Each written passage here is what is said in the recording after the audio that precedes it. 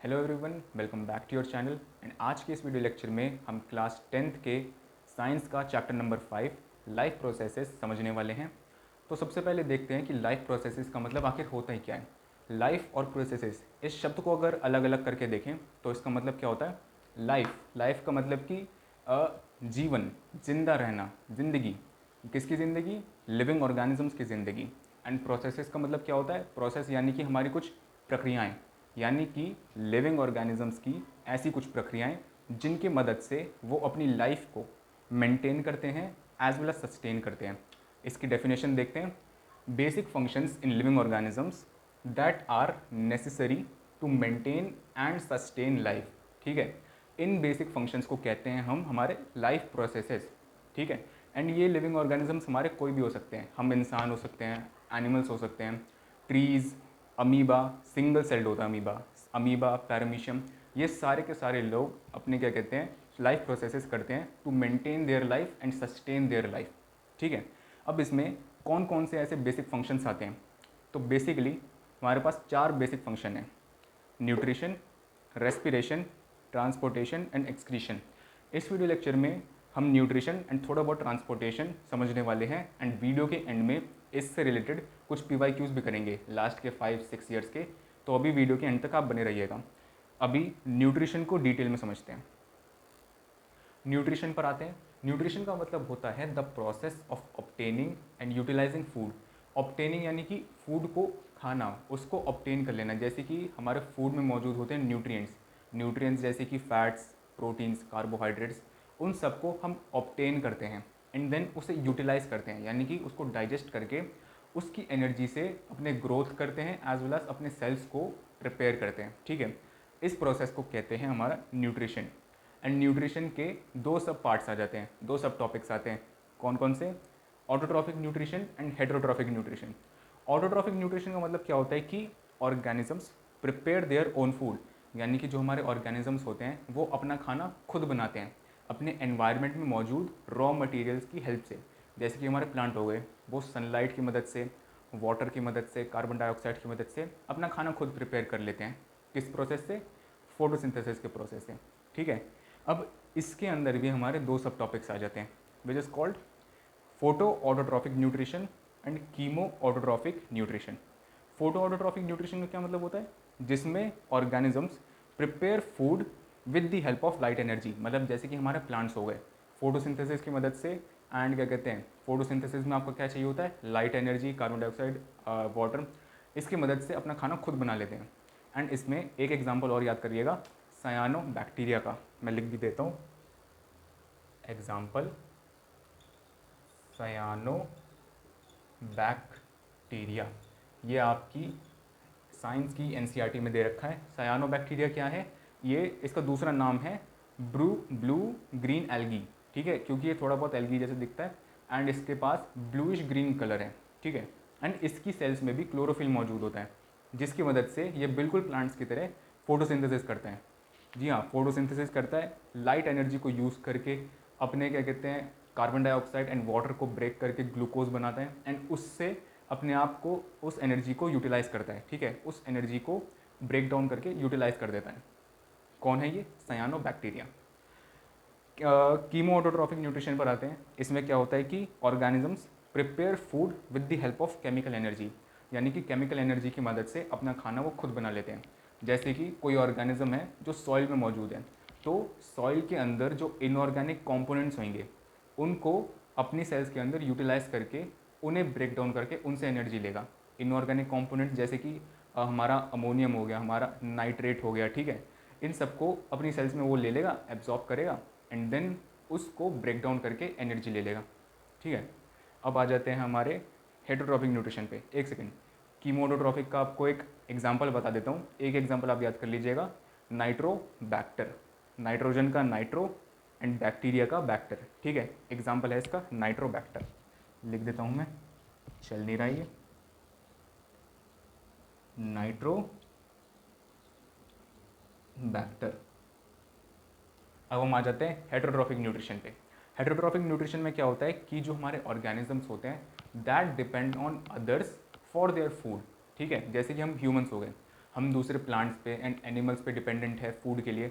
मतलब कि heterotrophic nutrition mainly autotrophic nutrition वाले ऑर्गेनिजम्स पर डिपेंड करते हैं, ठीक है। हेटरोट्रॉफिक के अंदर भी हमारे 3 सब टॉपिक्स आते हैं, उन्हें अच्छे से समझते हैं। अब हम तीनों सब पार्ट्स को समझते हैं। सबसे पहला आ जाता है हमारा होलोजोइक न्यूट्रिशन। होलोजोइक न्यूट्रिशन में क्या होता है कि whole food is ingested and digested inside the organism. इसका मतलब कि जो पूरा का पूरा फूड है वो एक बारी में इंजेस्ट किया जाता है, मतलब कि एक बारी में खाया जाता है एंड बॉडी के अंदर उसे डाइजेस्ट किया जाता है। जैसे कि हम ह्यूमंस, हम क्या कहते हैं, फूड को एक बारी में खा लेते हैं एंड देन वो हमारी बॉडी के अंदर डाइजेस्ट रहता है, ठीक है। तो इसका एग्जाम्पल, सबसे अच्छा एग्जाम्पल हम ह्यूमंस ही हो गए, ठीक है। ह्यूमंस एज वेल एज कुछ सिंगल सेल्ड ऑर्गेनिज्म जैसे कि अमीबा, वो भी होलोजोइक न्यूट्रिशन पे ही अपना क्या कहते हैं, अपना न्यूट्रिशन लेता है। होलोजोइक न्यूट्रिशन पे हमारा अमीबा भी आ जाता है, अमीबा, ठीक है। ये दो हमारे एग्जाम्पल्स हो गए। अब नेक्स्ट पे आ जाते हैं विच इज़ सैप्रोट्रॉफिक न्यूट्रिशन। सैप्रोट्रॉफिक न्यूट्रिशन में क्या होता है कि जो हमारे ऑर्गेनिज्म होते हैं वो फीड करते हैं डेड और डिकेइंग मैटर पे। यानी कि कोई सड़ती हुई गलती हुई कोई बॉडी होगी, उसको सड़ाता गलाता कौन है, यही मैटर सड़ाते हैं।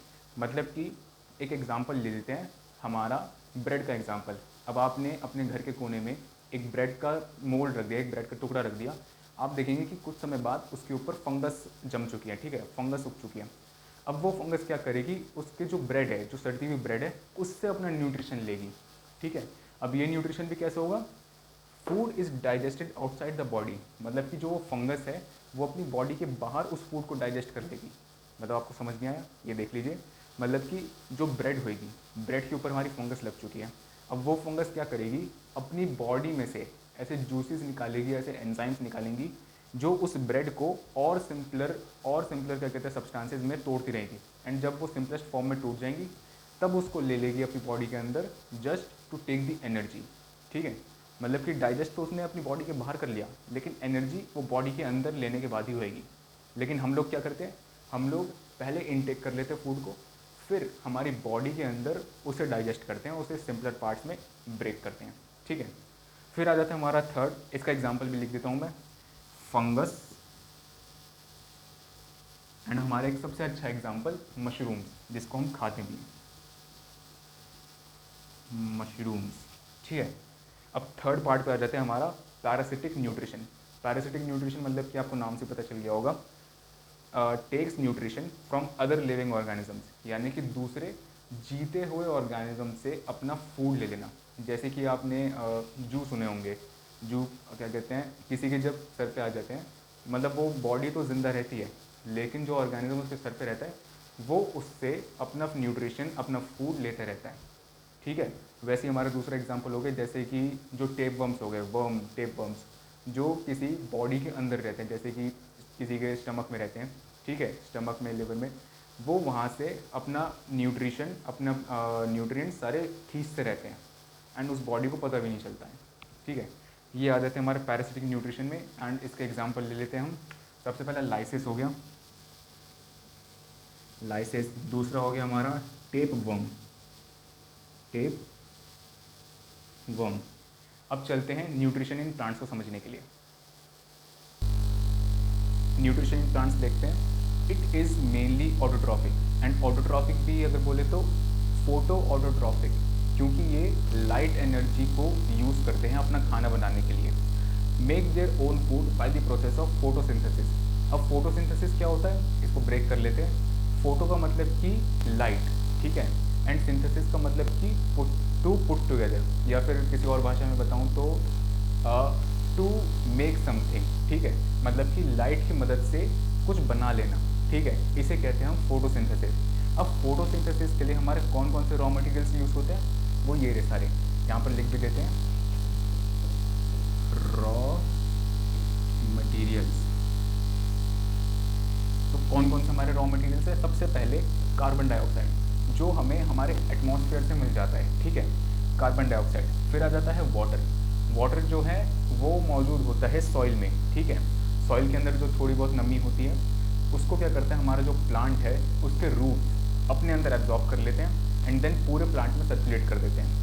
थर्ड आ जाता है हमारा सनलाइट। अब सनलाइट से हमें क्या मिलता है, लाइट एनर्जी, ठीक है, यहाँ पर लिख भी देते हैं, लाइट एनर्जी।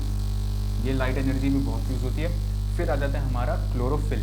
अब क्लोरोफिल क्या होता है, हमारे होती है लीफ, ठीक है, प्लांट की एक लीफ, उसके सेल के अंदर एक चीज़ मौजूद होती है जिसको कहते हैं क्लोरोप्लास्ट, एंड उस क्लोरोप्लास्ट के अंदर मौजूद होती है ये क्लोरोफिल, ठीक है। अभी ये फोटोसिंथेसिस का प्रोसेस होता कैसे है, एक डायग्राम से अच्छे से समझ लेते हैं, ठीक है। मैं यहाँ पर डायग्राम बना लेता हूँ अपनी लीफ का, काफ़ी बेकार बनाया। यहाँ पे एक ओपनिंग डाल देता हूँ, यहाँ पे हमारी ओपनिंग है, थोड़ी बड़ी रख रहा हूँ ताकि आपको अच्छे से दिख जाए। इस ओपनिंग को हम कहते हैं स्टोमाटा हमारा, ठीक है। अब इस स्टोमाटा के अंदर जो हमारी प्लांट्स की जो हमारी लीफ है उसकी सेल्स मौजूद हैं, एंड उस सेल में क्या है, क्लोरोप्लास्ट, ठीक है। मैं मान लेता हूँ ये है हमारा क्लोरोप्लास्ट। अब ये मान लेते हैं, इतना बड़ा होता नहीं है। इस क्लोरोप्लास्ट के अंदर थाउजेंड्स ऑफ क्लोरोफिल के ग्रीन कलर के पिगमेंट्स मौजूद होंगे, ठीक है, बहुत सारे thousands of green colour pigments. अभी सिर्फ एक समझ लेते हैं ताकि क्या कहते हैं ज़्यादा गंदगी ना हो इसमें, ठीक है। अब इसमें क्या कहते हैं, जो क्लोरोफिल का ग्रीन पिगमेंट होता है, इसकी वजह से ही जो हमारी लीफ होती है, जो हमारे प्लांट्स होते हैं, वो ग्रीन कलर के दिखते हैं, ठीक है। अब होता क्या है, हमारे सराउंडिंग्स में जो CO2 मौजूद है वो इस क्लोरोप्लास्ट की जो क्या कहते हैं सराउंडिंग है, इसकी बॉर्डर है, वहाँ पर ट्रैप हो जाएगा, ठीक है। सराउंडिंग से ही यहाँ पर मैं लिख देता हूँ CO2, इधर ट्रैप हो गया। अब क्या कहते हैं, जो वाटर होता है या जो उसको क्या कहते हैं, जो उसकी रूट से उसको मिला या फिर जो सराउंडिंग से वाटर आ चुका है उसके हमारे पोर के अंदर, ठीक है। अब वो वाटर भी इस क्लोरोप्लास्ट में ही स्टोर हो जाएगा, मतलब कि ट्रैप हो जाएगा, ठीक है। यहीं पे हमारा वाटर भी ट्रैप हो जाएगा। अब क्या होगा, जैसे क्या कहते हैं इसके ऊपर सनशाइन पड़ेगी, ये है हमारी सनशाइन, ये सनलाइट जैसे ही हमारे क्लोरोफिल के ऊपर पड़ेगी, ठीक है, ध्यान से सुनना, मैंने क्या बोला, क्लोरोफिल जो क्लोरोप्लास्ट के अंदर मौजूद होता है उस पर जैसे ये पड़ेगी, हमारा क्लोरोफिल इस सनलाइट की लाइट एनर्जी को कन्वर्ट कर देगा केमिकल एनर्जी पे। किसमें, यहाँ पर जो इसको लाइट एनर्जी लिख देता हूँ, इसको यहाँ पर जो लाइट एनर्जी मिली है वो कन्वर्ट हो जाएगी हमारी केमिकल एनर्जी में, ठीक है, शॉर्ट में लिख दिया, केमिकल एनर्जी में वो कन्वर्ट हो जाएगी। एंड अब ये केमिकल एनर्जी क्या करेगी, जो यहाँ पर हमारे CO2 एंड H2O मौजूद है ना, इसमें से जो हमारा H2O यानी कि पानी की मॉलिक्यूल, उसे अब दो हिस्सों में तोड़ देगा, ठीक है। अब इसको ब्रेक कर देगा हाइड्रोजन में एंड अपने ऑक्सीजन में। ये जितनी भी सारी चीज़ें ये अभी क्लोरोप्लास्ट के अंदर ही हो रही है, हमारी पूरी फोटोसिंथेसिस क्लोरोप्लास्ट में ही होती है, ठीक है। हाइड्रोजन एंड ऑक्सीजन में ब्रेक हो गया। अब क्या होगा, in the presence of chlorophyll and sunlight, हमारा जो हाइड्रोजन है ये रिएक्ट कर देगा हमारे कार्बन डाइऑक्साइड के साथ, ठीक है, इसके साथ ये रिएक्ट कर देगा। एंड ये कार्बन डाइऑक्साइड का एक्चुअली में रिडक्शन करवा रहा है। आपको रिडक्शन का मतलब पता होगा, जब भी हाइड्रोजन किसी कंपाउंड में ऐड हो जाता है, ठीक है, तब उसका रिडक्शन हो जाता है। या फिर अगर हमने दूसरी चीज़ क्या समझी थी कि जब हाइड्रोजन रिलीज हो जाए एंड उस कंपाउंड में ऑक्सीजन ऐड हो जाए तो उसको कह देते हैं ऑक्सीडेशन। यहाँ पे रिडक्शन हो रहा है, ठीक है। कार्बन डाइऑक्साइड में हाइड्रोजन ऐड करवा दिया इन the presence of chlorophyll and sunlight.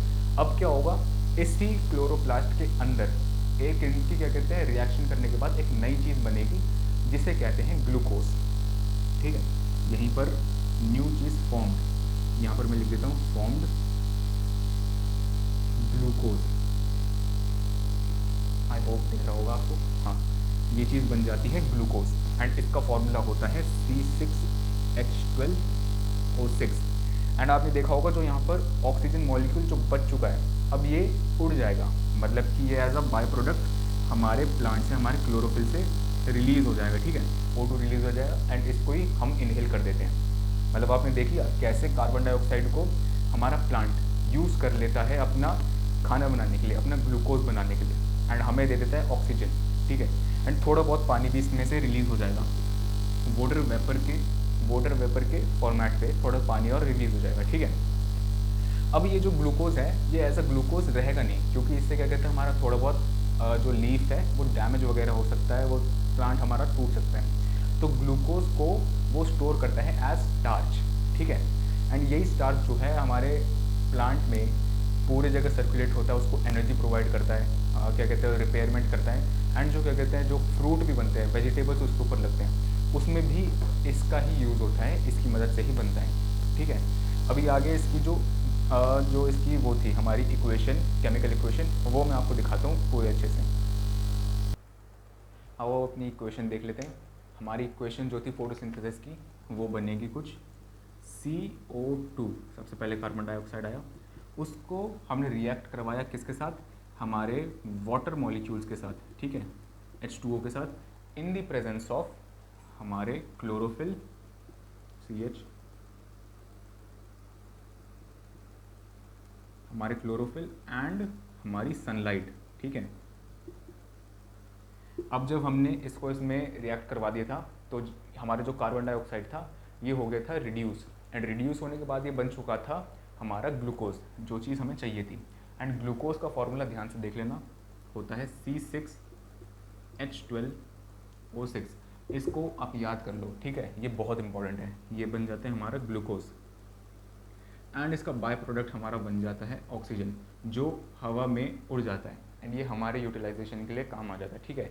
इस ग्लूकोज को प्लांट के अंदर किस रूप में स्टोर कराया जाता है, स्टार्च के रूप में। जी हाँ, ये स्टोर होता है स्टार्च के रूप में। ग्लूकोज के रूप में ज़्यादा देर तक स्टोर रह नहीं सकता, इसलिए इसको स्टार्च बनना ही पड़ेगा, ठीक है।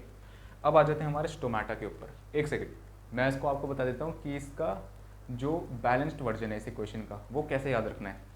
अब बस 6 लगा दो हर जगह, ठीक है। 6 CO2, 6 H2O, हमारा 6 ऑक्सीजन, ठीक है। ये हो गई अब बैलेंस, ठीक है। यही आपको याद रखना है, 6 हर किसी पर लगा देना एक्सेप्ट हमारे ग्लूकोज के, ठीक है।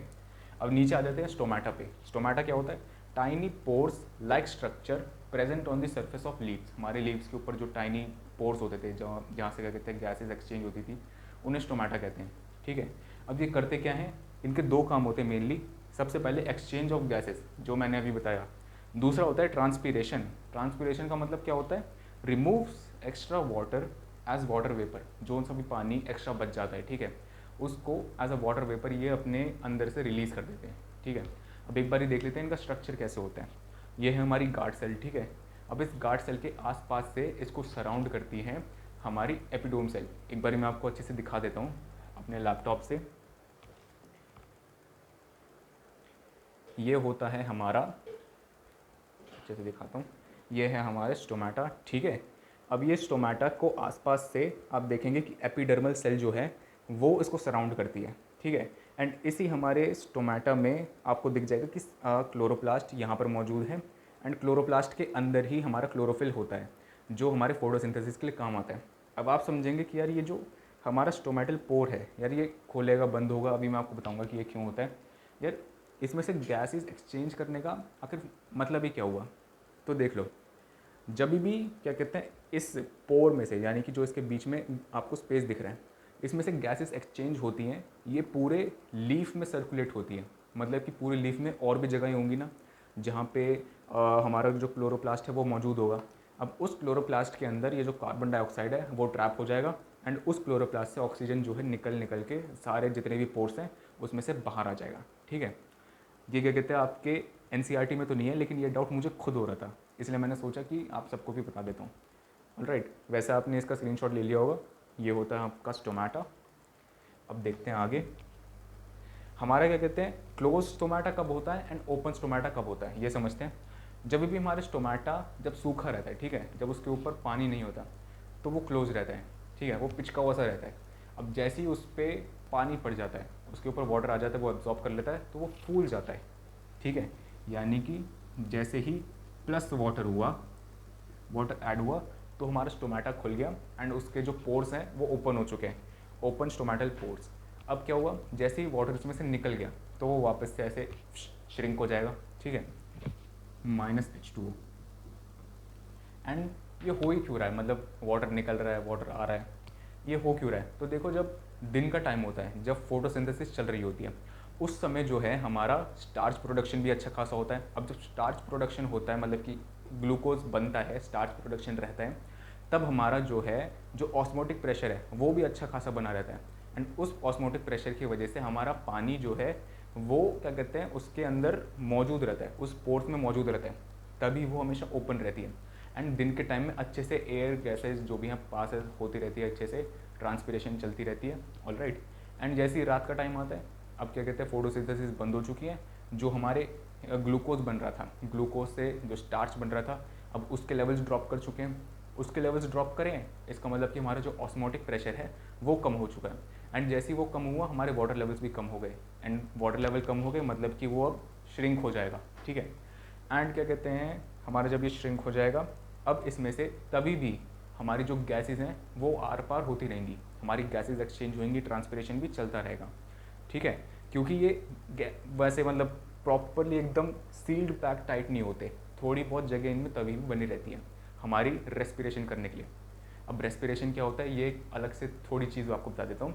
हमारा जो प्लांट होता है वो रात को ऑक्सीजन इनटेक कर लेता है एंड हमारा कार्बन डाइऑक्साइड रिलीज़ करता है। ऐसा क्यों?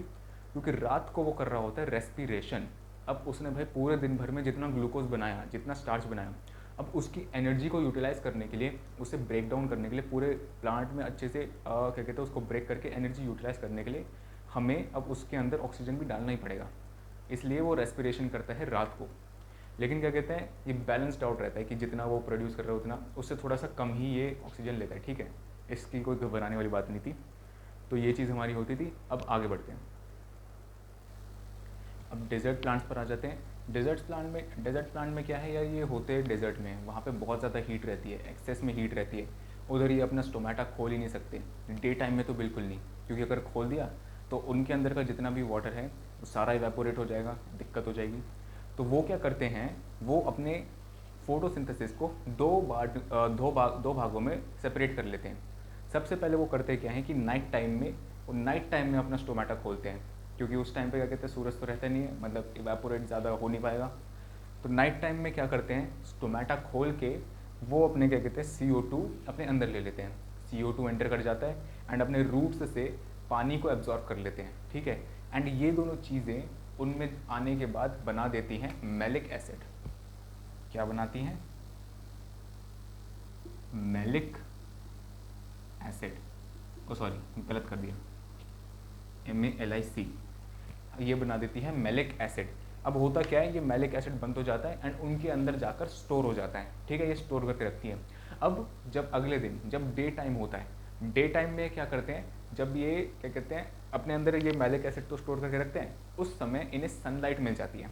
अब ये सनलाइट से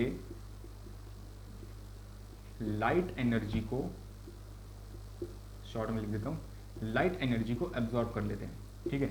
इस टाइम पे लाइट एनर्जी को एब्जॉर्ब कर लेंगे कौन? इनका क्लोरोप्लास्ट। क्योंकि ये क्या कहते हैं, डे टाइम में भले ही हमारा स्टोमेटा जो है वो क्लोज है, लेकिन तब भी उसके अंदर क्लोरोप्लास्ट है। तो मतलब आपको समझ नहीं आ रहा, अभी मैंने आपको डायग्राम दिखाया था, मान लीजिए मेरा ये हाथ है, ठीक है, इसके अंदर ब्लड वेसल्स हैं।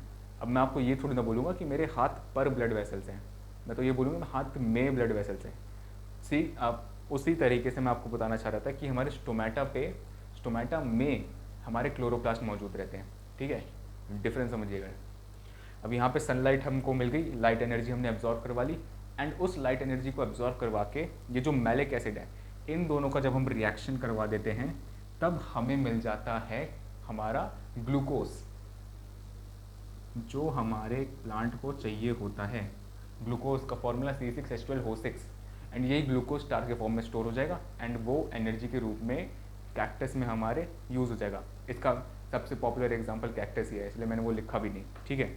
मतलब आप समझ गए कि अगले दिन यानी कि डे टाइम में ये लाइट एनर्जी को एब्जॉर्ब करता तो है, लेकिन जो इसने पिछली रात को मैलिक एसिड बनाया था, उस मैलिक एसिड के साथ रिएक्शन करवा के अपने लिए ग्लूकोज बनवा लेता है, ठीक है। तो इस तरीके से हमारे डेजर्ट प्लांट करते हैं photosynthesis in 2 separate parts.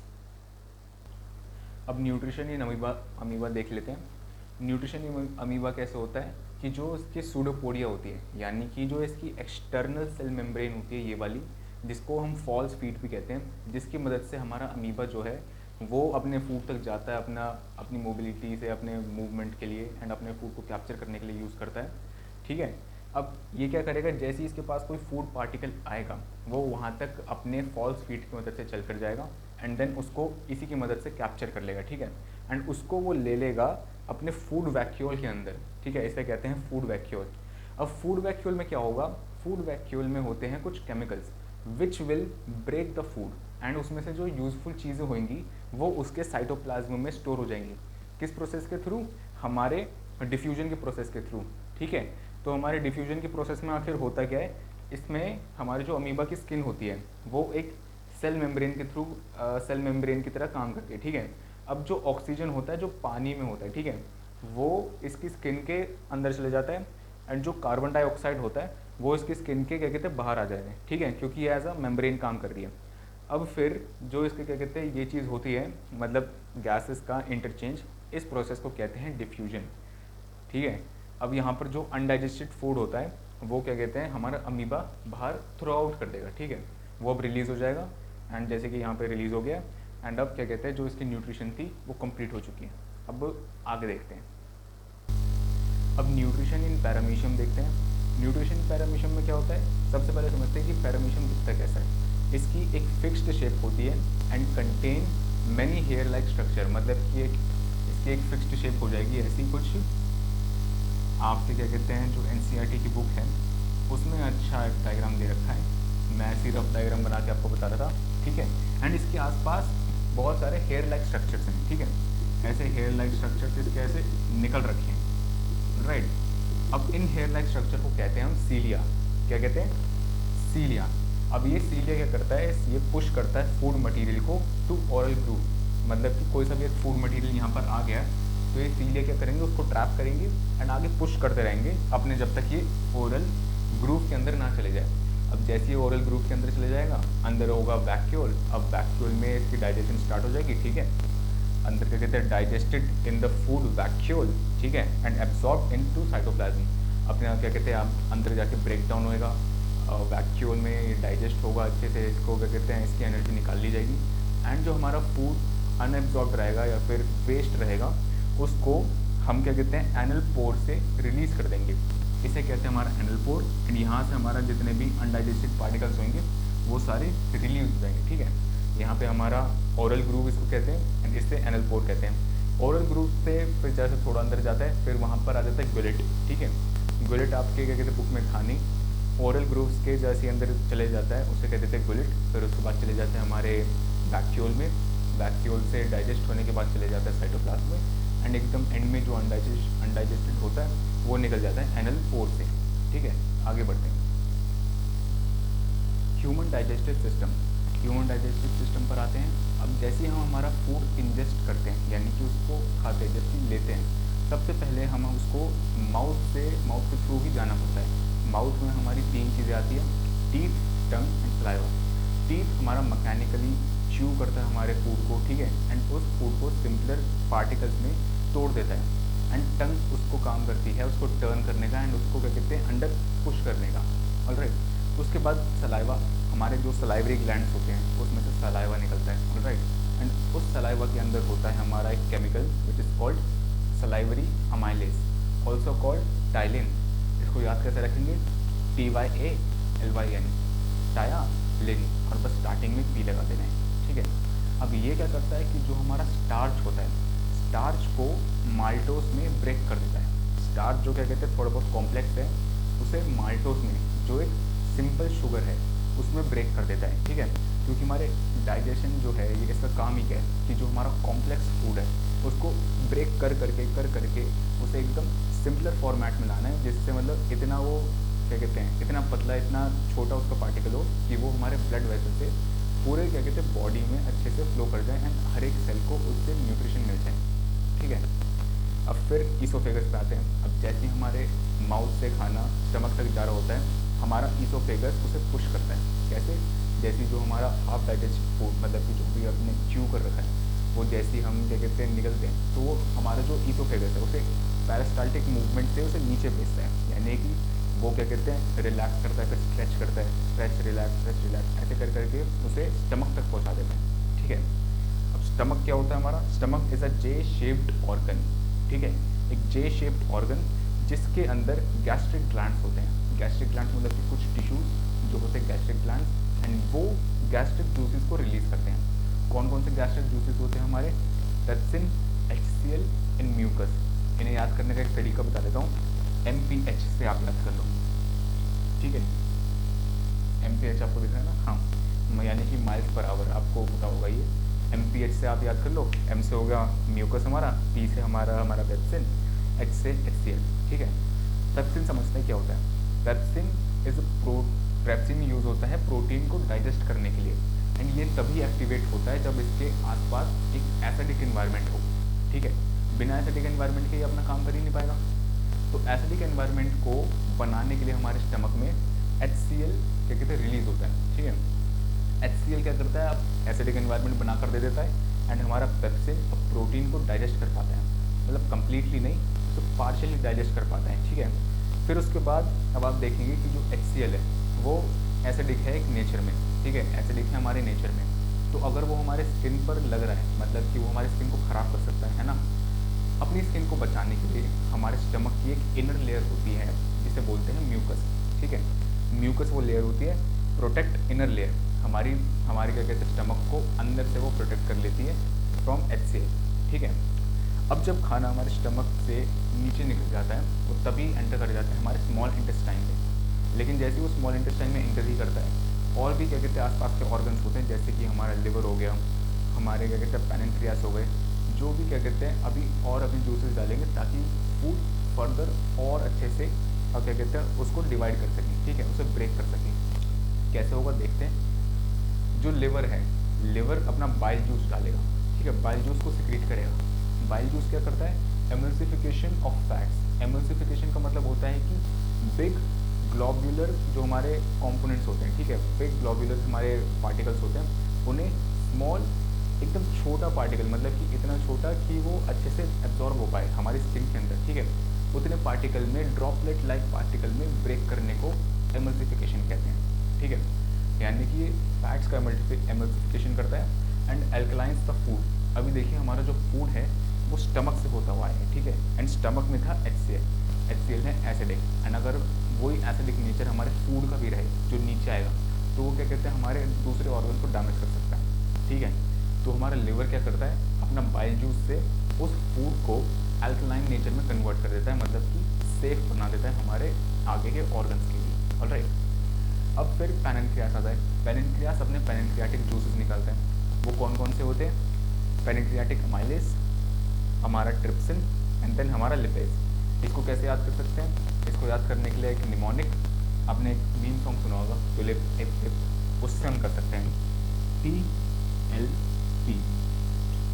TLP से याद कर लीजिए, trypsin, lipase and pancreatic amylase, इसे आप याद कर सकते हैं। पैनक्रियाटिक अमाइलेज देखते क्या होता है, ये कार्बोहाइड्रेट को डाइजेस्ट करने के लिए यूज़ होता है, मतलब कम्प्लीटली डाइजेस्ट तो होता ही नहीं है, उसे फर्दर अच्छे से डिवाइड करने के लिए, अच्छे से ब्रेक डाउन करने के लिए पैनक्रियाटिक अमाइलेज का यूज़ होता है। फिर ट्रिप्सिन क्या करता है, प्रोटीन को डाइजेस्ट करता है, राइट, एंड देन लिपेज क्या करता है, एमल्सिफाइड फैट को डाइजेस्ट कर देता है, मतलब ऑलमोस्ट यहाँ पर हमारा फैट जो है वो कम्प्लीटली डाइजेस्ट हो ही जाता है। अभी इसके आगे देखते हैं, स्मॉल इंटेस्टाइन में ही फर्दर आगे देखते हैं। स्मॉल इंटेस्टाइन में ही आगे जाके इंटेस्टाइनल जूस रिलीज होता है, मतलब कि स्मॉल इंटेस्टाइन का अपना खुद का जूस, ठीक है। ये क्या करता है, ये फाइनल डाइजेशन को अपनी कंप्लीट कर देता है, ऑलराइट। अब इसके बाद क्या होता है, जो विली प्रेजेंट होते हैं हमारे पूरे स्मॉल इंटेस्टाइन में, ठीक है। विली क्या होते हैं, फिंगर लाइक प्रोजेक्शन होते हैं जिनका लार्ज सरफेस एरिया होता है, एंड ये क्या कहते हैं rich supply of blood vessels होती है इनके अंदर, ऑलराइट। तो जैसे ही हमारा खाना फाइनली डाइजेस्ट होकर इसमें आ जाता है हमारे स्मॉल इंटेस्टाइन में, मतलब कि स्मॉल इंटेस्टाइन में पूरा डाइजेस्ट होता है, तो क्या होता है जो हमारा एब्जॉर्ब फूड होता है वो विलीज के अंदर एब्जॉर्ब होता है, एंड ये जो ब्लड वेसल्स होती हैं ये ब्लड वेसल्स पूरे शरीर में रन करती हैं। अब ये सारा जो ब्लड होगा ये अलग अलग बॉडी पार्ट्स में, अलग अलग ऑर्गन्स में, स्किन्स पे, हमारी हेयर्स, नेल्स, हर जगह जाएगा एंड वहाँ पर अपनी एनर्जी को सप्लाई करेगा, ठीक है। अब इसके बाद क्या होता है कि हमारा जो बचा कुचा जो फूड होगा वो आ जाएगा हमारे लार्ज इंटेस्टाइन में, एंड लार्ज इंटेस्टाइन में क्या होता है कि सॉल्ट्स एंड वाटर, जो बचे कुचे सॉल्ट्स एंड जो वाटर होता है वो एब्जॉर्ब हो जाता है, एंड एकदम एंड में जो सॉलिड वेस्ट होता है हमारा वो रेक्टम में स्टोर होता है। कहाँ स्टोर होता है, रेक्टम में, एंड रेक्टम के बाद जब क्या कहते हैं हमको रिलीज़ करना होता है तो हम एनस से इजेशन कर देते हैं, ऑलराइट। अब क्या कहते हैं जो हमारे फाइनल डाइजेशन होता है, हमारे फाइनल डाइजेशन ऑफ फूड वो किस फॉर्म में ब्रेक करते हैं, एक बारी वो देख लेते हैं। हमारे जो कार्बोहाइड्रेट्स होते हैं, ठीक है, कार्बोहाइड्रेट्स ग्लूकोज में ब्रेक कर जाते हैं, ठीक है, मतलब ग्लूकोज में वो एंड में ख़त्म हो जाते हैं एंड देन उसके बाद एब्जॉर्ब हो जाते हैं। प्रोटीन्स हमारे अमीनो एसिड्स में टूट जाते हैं। फैट हमारे जो फैट्स होते हैं वो ग्लिसरल प्लस फैटी एसिड्स में ही टूटते हैं। ऑलराइट, आगे बढ़ते हैं। अब हम रेस्पिरेशन पर आते हैं। तो आखिर डिफरेंस क्या होता है रेस्पिरेशन में एंड ब्रीदिंग में? तो देखिए, ब्रीदिंग जो है वो सिंपल होती है, इनहेल एंड एक्सेल, ठीक है। इस चीज़ को कहते हैं ब्रीदिंग एंड ये हमारे लंग्स की वजह से होती है एंड ये हमारे लंग्स में होती है। ऑलराइट, ये एक फिजिकल प्रोसेस है। एंड रेस्पिरेशन क्या होता है? रेस्पिरेशन में ये हमारे सेल्स में होती है, पहली बात। एंड दूसरा, ये ग्लूकोज को ब्रेक डाउन करके उससे एनर्जी रिलीज़ करने के लिए होते हैं, ठीक है। ये होती है रेस्पिरेशन एंड ये एक केमिकल प्रोसेस होता है which is totally different from हमारा ब्रीदिंग, ठीक है। अब रेस्पिरेशन में भी हमारे दो सब पार्ट्स आ जाते हैं, aerobic respiration and anaerobic respiration.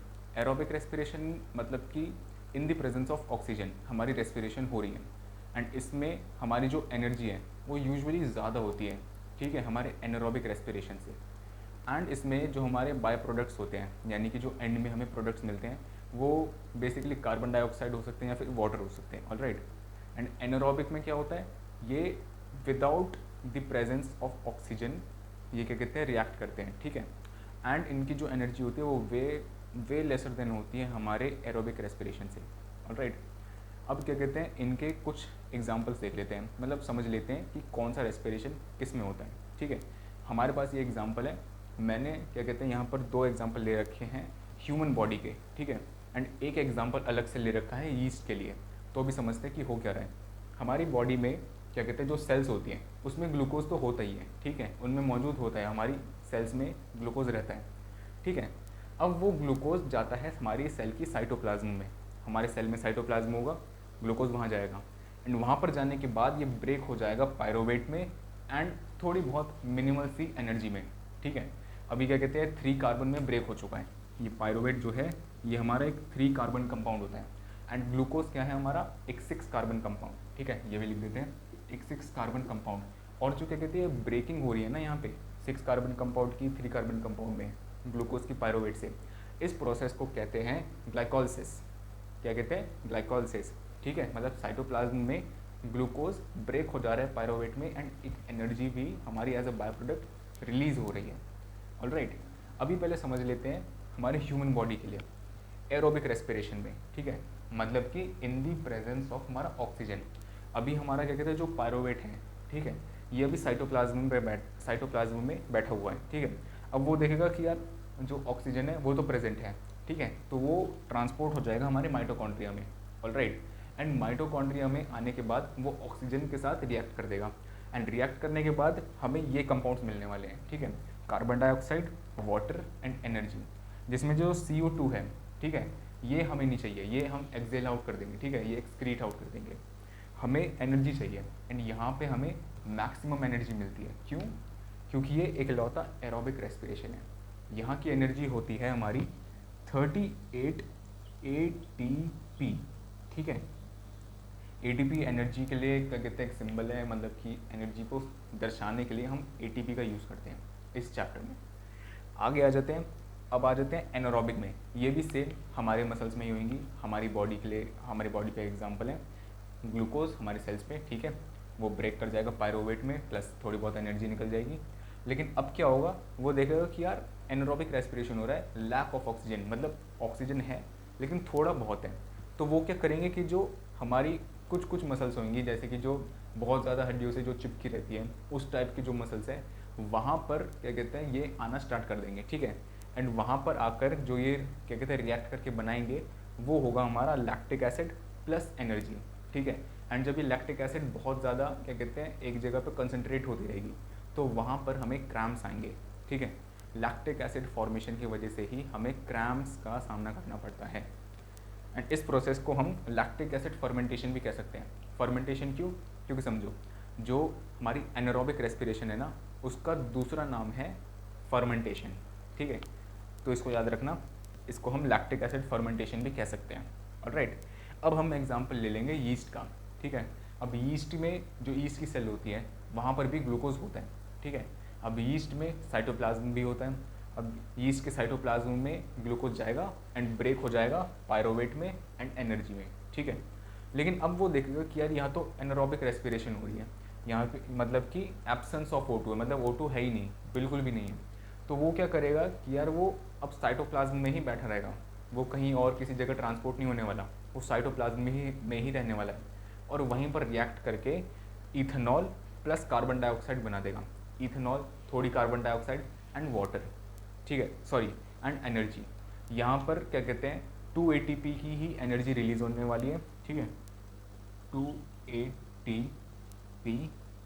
ATP की हमारी एनर्जी है, ठीक है। सेम वही हमारी यहाँ पर जो हमारी बॉडी में भी हो रही थी, यहाँ पर भी 2 ATP ही रिलीज होगी। जो मैक्सिमम एनर्जी है, मैक्सिमम एनर्जी कहाँ रिलीज हुई, हमारी एरोबिक रेस्पिरेशन में, विच वॉज 38 ATP, ठीक है। आइए अब थोड़े PYQs करते हैं। ये हमारे कुछ PYQs हैं, इन्हें देखते हैं। सबसे पहला PYQ है हमारा, the enzyme present in the saliva converts. ये CBSE में 2020 में आया, 23 में आया, 24 में भी आ रखा है। एंड मैंने देखा है कि इस क्वेश्चन को ना तोड़ मरोड़ के हर बारी डाल ही दे रहे हैं, ठीक है, कैसे ना कैसे करके। ये टिक द करेक्ट वाले में आया था, ठीक है। इसमें पूछ रखा है the enzyme present in the saliva converts. जो एंजाइम होता है हमारे सलाइवा का, वो क्या चीज़ कन्वर्ट करता है, पहले आप खुद बताओ। ठीक है, बता दिया होगा। अब मैं इसका आंसर बता देता हूँ। It converts starch into maltose, ठीक है। And what is maltose? Maltose is a simple sugar. अगर क्या कहते हैं आपके टिक द करेक्ट में माल्टोस लिखा हो या फिर सिंपल शुगर लिखा हो, किसी पर भी टिक कर देना, दोनों ठीक है, ठीक है। Simple sugar, it convert starch into simple sugar, ठीक है। अगले क्वेश्चन पे आ जाते हैं, बहुत इजी अगला question. In which part of the body partially digested food is stored, बताओ। बिल्कुल सही, अगर आपका आंसर हमारा स्टमक है तो, क्योंकि स्टमक में ही तो आके हमारा पार्शली डाइजेस्टेड फूड स्टोर होता है। क्योंकि जो फुल्ली डाइजेस्टेड फूड है वो तो क्या कहते हैं हमारे स्मॉल इंटेस्टाइन में चले जाता है, वहाँ पर वो फुल्ली डाइजेस्ट हो जाता है। लेकिन अगर पार्शली डाइजेस्ट का देखें तो वो स्टमक में ही रहता है, ठीक है। अब ये थोड़ा सा ट्रिकी हो सकता है। Which process occurs in mitochondria during respiration. देखो, अगर आपने कुछ मिनट पहले की मेरी जो बात बताई थी वो ध्यान से सुन रखी होगी तो ये आप कर लोगे, ठीक है। पॉज करो और एक बारी खुद करने की ट्राई करो।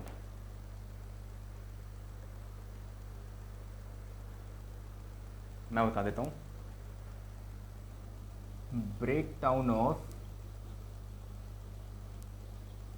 Pyruvate in the presence of या फिर यूजिंग ऑक्सीजन, ठीक है। Break down of pyruvate using oxygen. अभी आप याद करो, मैंने आपको चार्ट बनवा कर दिखाया था। हमारा क्या कहते हैं, सबसे ऊपर था ग्लूकोज।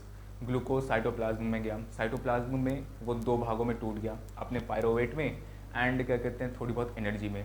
एंड वो पायरोवेट क्या कहते हैं माइटोकॉन्ड्रिया में तब ही तो आएगा जब क्या कहते हैं एरोबिक रेस्पिरेशन हो रही होगी। एरोबिक रेस्पिरेशन का मतलब कि इन दी प्रेजेंस ऑफ ऑक्सीजन। इसलिए क्या कहते हैं यहाँ पर हमने ऑक्सीजन लगाया। भाई अगर ऑक्सीजन होगा ही नहीं तो माइटोकॉन्ड्रिया में आने का क्या फ़ायदा है ना, मतलब क्यों ही आएगा माइटोकॉन्ड्रिया में। इसलिए हमारा आंसर ये होने वाला था, break down of pyruvate using oxygen. And इसको तोड़ने के बाद भी हमारा क्या बनता था, कार्बन डाइऑक्साइड, हमारी एनर्जी एंड थोड़ा बहुत वाटर, ठीक है। हमारी एनर्जी कितनी थी, 38 ATP की एनर्जी। ऑलराइट, अभी तो क्वेश्चन थोड़े कम है, सेकंड पार्ट में और बढ़ जाएंगे। एंड अगर रिस्पॉन्स अच्छा रहा तो इसकी PYQs की एक अलग ही वीडियो बना देंगे, ठीक है। Thank you for watching, thank you.